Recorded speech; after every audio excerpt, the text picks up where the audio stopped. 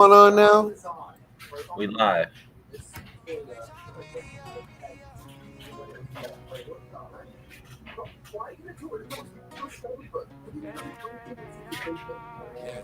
I wake up no love, this grind done. Stack my wins, can't waste no time. They were sleeping on a kid, now I'm headline shine. Tell her wake up, it's my time to climb. Yeah, wake up, it's my time to climb. Hit that button, 1 million subscribe. Well, welcome to be Talk Media. I wake up trying to heal my soul. Money on my mind, but I still want growth. They were sleeping on me, now they watch me glow. I done leveled through the pain, now I'm in my zone, yeah, yeah.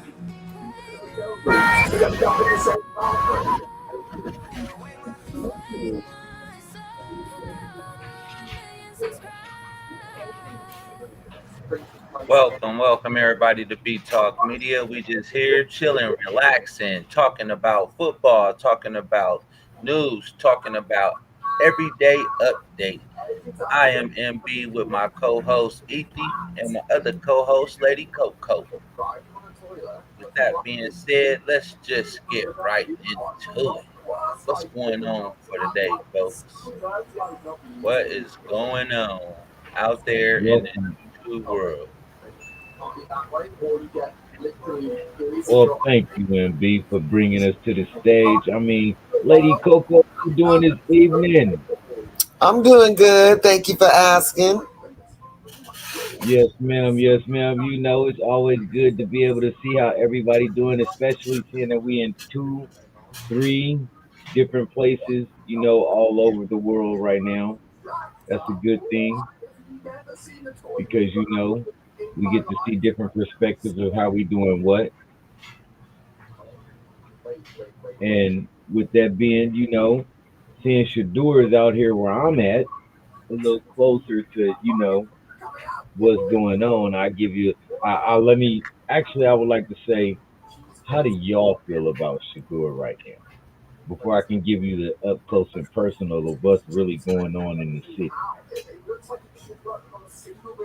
All right, we're gonna let Lady Coco. Do you even watch football? Oh, I know you watch football. I'm just talking about. Do you watch Shedeur? Have you watched him in college and now that he's in the NFL? When I'm watching football, I'm not paying attention to the ball. Okay. Well, Shedeur What? Shedeur been an outstanding quarterback from his high school all the way through his college career. I watched him. I followed him all the way from Jackson State through Colorado, all the way to Cleveland. And I don't think they did him right. That's just my opinion. I believe he should have been a starter. Instead, he went fifth round, 144th pick, and now on the Browns, they just got him basically on the bench. Got him now as number two quarterback because they got rid of Flacco and the other quarterback that got hurt. And then we see what Dylan is doing. Dylan is making a mockery of the whole team. He's just taking them all backwards. But with this new trade rumor, the Saints saying they might want to pick him up, and they might be willing to give up a couple of nice draft picks next year. And I think they said something like 44 million or 14 million. So how do you think over there, Mr. Inside Scoop? Well, I mean, seeing that I get to speak to the fans that are here right up close and personal when it comes to Shador, it ain't even about him from what they're saying. What they're saying is it's about Stefanski. It's about the coach. It ain't even so much him. And the reason for it is because he went to bat for Dylan Gabriel. That's his boy. That's his pony. He put all his chips on Gabriel. And so If he don't back him to the end and keep Shedeur on the sideline, win, lose, or draw, Stefanski will be looking for a new job at the end of this season. That was my At, next question. at the end of his contract, he will be looking for a new job. Why? Because one, you have a excellent quarterback that's a rookie, that's mobile and capable of leading the team. True. But you have a second rookie Let's see what happens that's with this not as tornado. capable. Not tornado. When we hit You're the giving him the atomic opportunity to show his stuff, this is an atomic. What is that and playing he in the really background? ain't. It's too loud. Something is too loud in the background. He really ain't shown it to the best proportion. So now, why not give the next rookie a chance? But you won't give him the chance because that's not your boy. But That's you not know, your boy. the coach Stefanski, he wasn't. He didn't even want to give Shedeur a chance from the gate. He didn't even want to pick him in the draft. So how it looked with them over there trying to prepare quarterbacks and stuff, I don't think it's just a good fit. I'm rooting for Shedeur no matter what team he's on. I'm ready to see him hit the field. I like what he did in the preseason, and I believe if they just give him a chance, Dylan is all right, but he is not Shedeur. Dylan in all these short check down passes, it's not gonna fly. It's not winning games. It's not going to win a game. It's actually holding them back. It's doing it bad. That's why the defense is now getting mad. They like, come on now, we out here trying to do our job, but if we can't score, this is a downhill battle. Well, you got to remember too, they just went through. Cleveland is notorious for one position. Ruining quarterbacks. There you go. There you go, right there. In the last 10 years, they've had at least 19 to 20 quarterbacks in 10 years. But I don't care. I don't care. Hold on. If you are an NFL team, you're supposed to be a professional team. You're supposed to have trainers. You're supposed to have all these different people: first string, second string, third string, fifth string, all the way, right? You got all this, and you mean to tell me, out of all these years, they just been ruining quarterbacks? Yes. The Manziel effect. Yes. Because the thing about Cleveland is, and just like any other organization, you got your upper echelon, you have your in the middle of the pack, and you have your, as you say, your garbage men. If you notice, Cleveland is part of the garbage man collection of the NFL.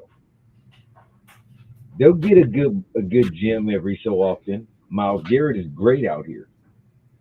Shedeur would be great given the opportunity if he got the chance to play. Yeah. See what I'm saying? So that would be offense and defensive gems. But Cleveland doesn't always give them the opportunity to shine until they're ready to retire. And that's not good. All right. So what do you think? Soon as they traded Joe Flacco over there, Joe Flacco won the game the next week.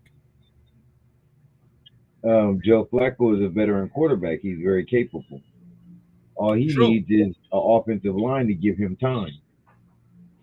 Come on, you get now. a team that's willing to play now, for you on the offensive line to give you offensive line. You saying he need an offensive line to give him time, right? Any quarterback. But yeah, you expect these rookies to come in there and step up to the part without the line? I understand where you're going with this. When you have a mobile quarterback that's younger, their legs move a lot more. So even if the pocket breaks down, if they have a high offensive play knowledge, IQ, they'll know when to get out that pocket and run. Gabriel is taking too many sacks and throwing too many interceptions.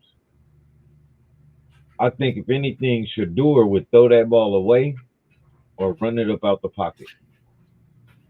That's just my personal thought on Shedeur in those type of situations. We watched him in Jackson State when he did it. And I'm not taking no credit away from Jackson State. That was a nice, good team. But at the beginning, Shedeur was running for his life, and he was making stuff happen. And Travis Hunter was just doing so amazing. See, I ain't gonna say that's the difference between this team and that team before. Because if you go back to Colorado right now, they just got blew out last week. They got blew out the week before. It's like, come on now. Push Shedeur on the field. Even Skip Bayless at first, Skip was against Shedeur. Everybody that was against Shedeur is now for Shedeur, looking at Stefanski like, what is this head coach doing?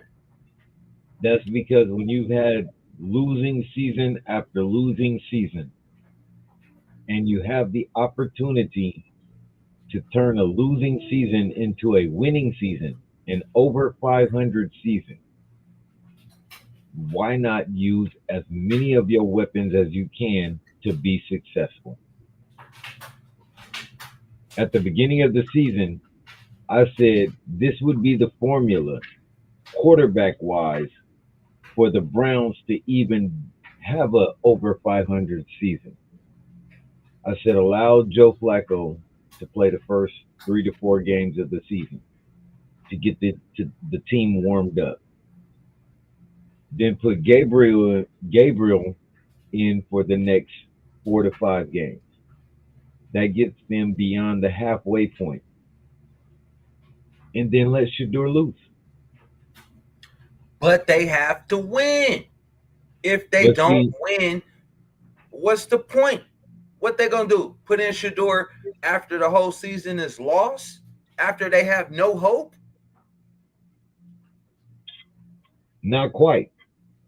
They're going to put him in when they have the opportunity to possibly make the wild card. Oh my God, I'll be forgetting about the wild card. I'm just saying. That gives them 1 foot into the postseason. You see what I'm saying? Yeah. 1 foot into the postseason. And now that shows that Shedeur was a better leader than the other rookie. We know he a better leader than the other rookies. We know this. But Stefanski is going to lose that job, and it's going to come when Shedeur starts to play. Yeah, but during practice, they giving him second and third string. They not even giving him first string practice snaps. And he's still showing way more better skills than you know who. Didn't he play with the second string and third string in preseason? And scored like 2 or 3 touchdowns with that squad? Yep. He was doing good. He was doing good with the people that was getting cut. As part of the football IQ. True. If I can take your bench warmers and we can win a game, what do you think I could do with your A team? They're not giving him a chance with the A team. They don't even want to see him with the A team. They thinking that if he come out there and shine with the A team, it's going to make them look so bad as a organization of not putting him in. And why did they pick him? 144th pick. They passed him up not once, not 2, not 3, not 4, but they got him in the 5th round. And then he come in and he shine the way that we know he's going to shine. Because wherever he go, it's like prime time effect all over again. I would have to say, look at Mr. Irrelevant. Mr. Irrelevant, he got picked, and some of them have rings and some of them don't. Some of them went to the playoffs. You know who that is? The last dude in the in the draft that's picked. We'll take the last one that really made an impact. Brock Purdy, for instance. Everybody thought he was going to do nothing. And then who was it? Trey Lance got injured. And when Trey Lance got injured, he got the opportunity. In fact, it might have been Garoppolo, not Trey Lance. It was either Trey Lance or Garoppolo got injured. And when they did, it was one of those where he got his opportunity to step in, and he took him straight to the doggone playoffs. So it's one of those, the least expected people are going to take you the furthest when you least expect it. Shedeur is expected to do great things because of the line he comes from. Well, why do you think they keep trying to fake these injuries and keep putting him on the bench when it's game time? First, they have him as QB2. Then they got him on the injury reserve saying that, oh, he can't play this game. He's not feeling good. Like, come on now. They playing with him. But, yeah, we see him throwing bombs in warm-up. We seeing them throwing bombs in practice. We seeing them shining. And then when they get to game time, they sit him down. It's definitely the optics in it. I will say that. Optics is, plays a very big thing in the NFL. They feel like, you know what? As long as we control the narrative, there's nothing nobody else can really say about that. Because no matter how much they try to spin it or anything else, we control the narrative. True. And look, all of the other players from other teams, they are rooting for Shedeur. They want him in. They like, hey, coach. They pointing to the coaches during games as they playing against him. Hey, that's because they know the moment he gets onto the field, it's going to be one of those, hey, now we got to catch him. Is he as fast as his dad? Think about it. Dion was super fast. Yeah. And for those of y'all that don't know what stupor means, that means stupid super fast. Man. Dion was super fast.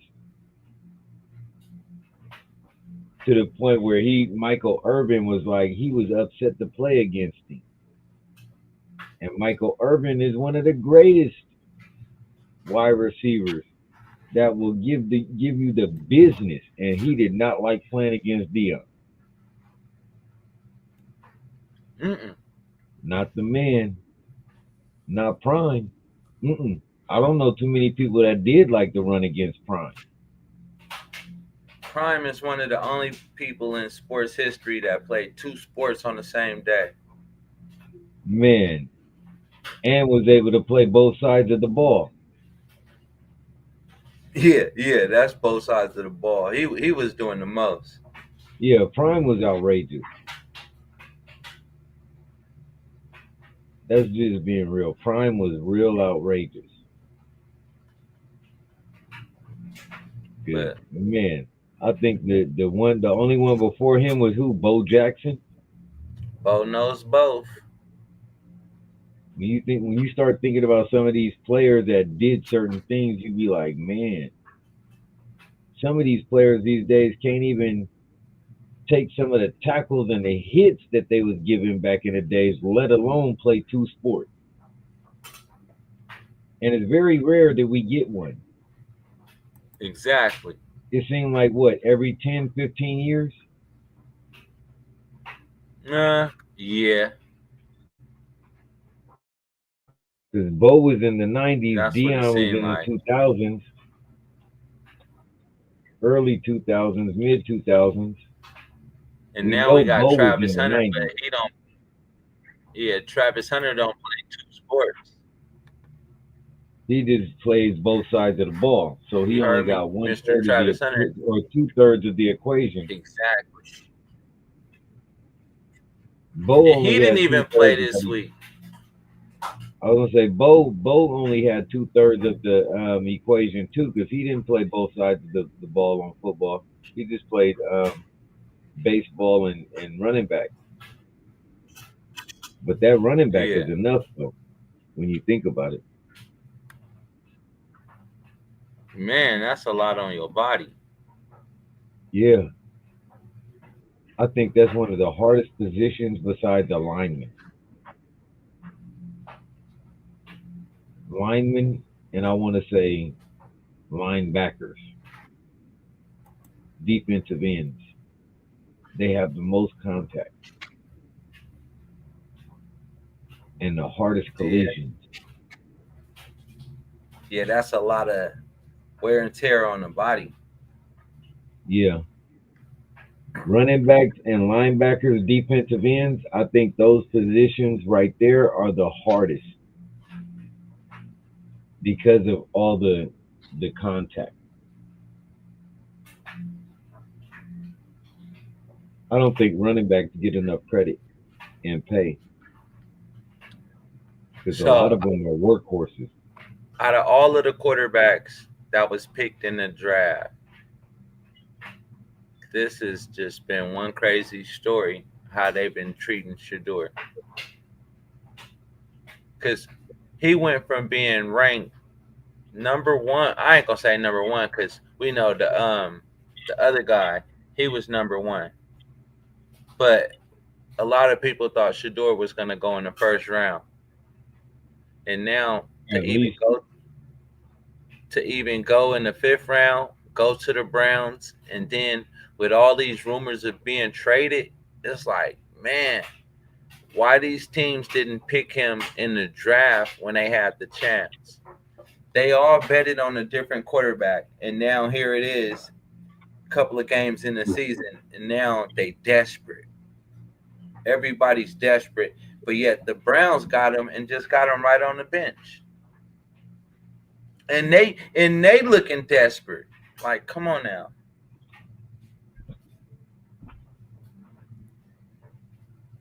How you well, looking? I would have to say part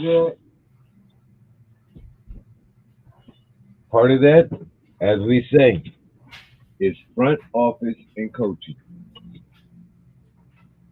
Front office and coaching. When you have a disagreement with your front office and your coaching, you have player allocation issues.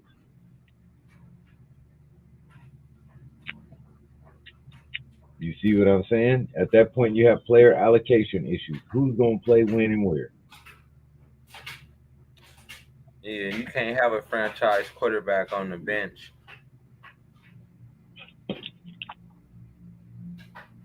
Don't worry. All it takes is for that one offensive lineman to miss that block. Oh, I wish that upon no quarterback. And now, no matter what, guess what?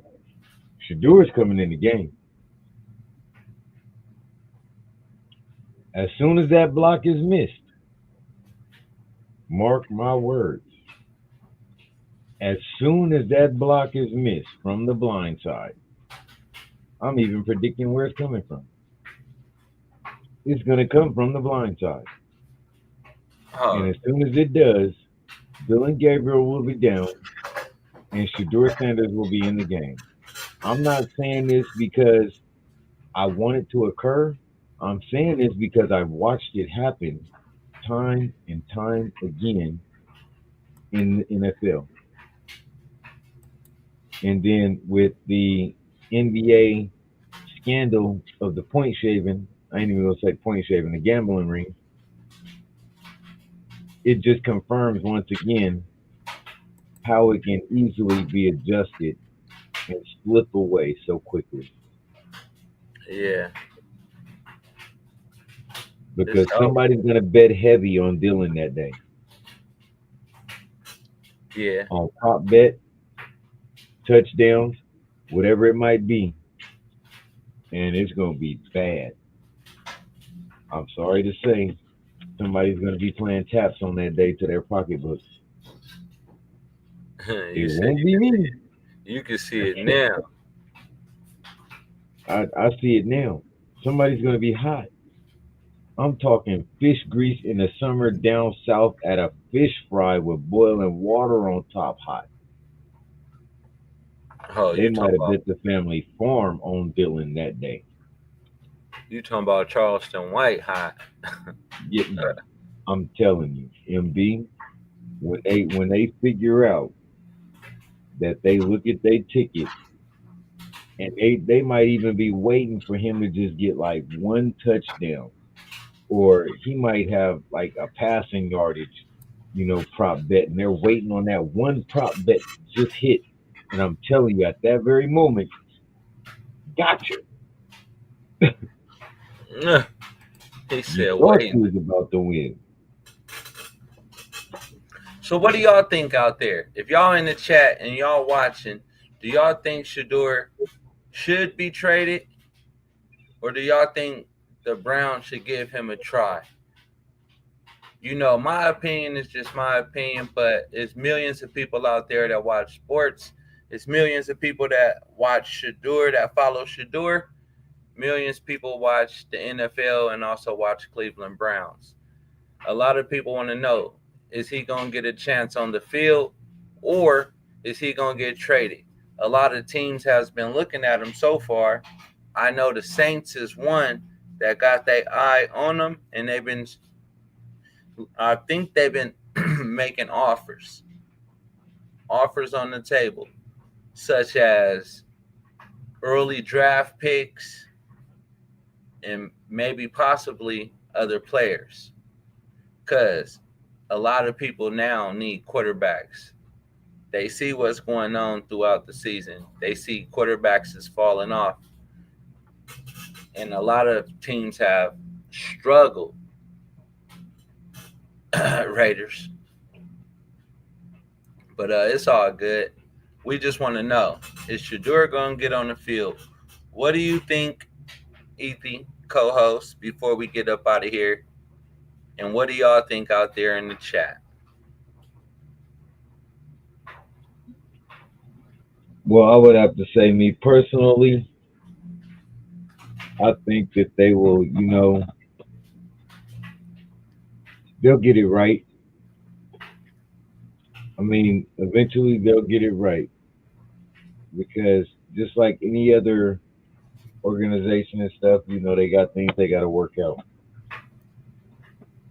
I mean, the NFL is the biggest portion of it as far as the big picture, the big organization, and as far as the players individually, they just got to play their part. And right now, Shedeur is playing his. With that being said, y'all, don't forget to like, share, and if you're new to this channel, go on and hit that subscribe button. Subscribing is free. I'm your co-host, MB. With that being said, we out.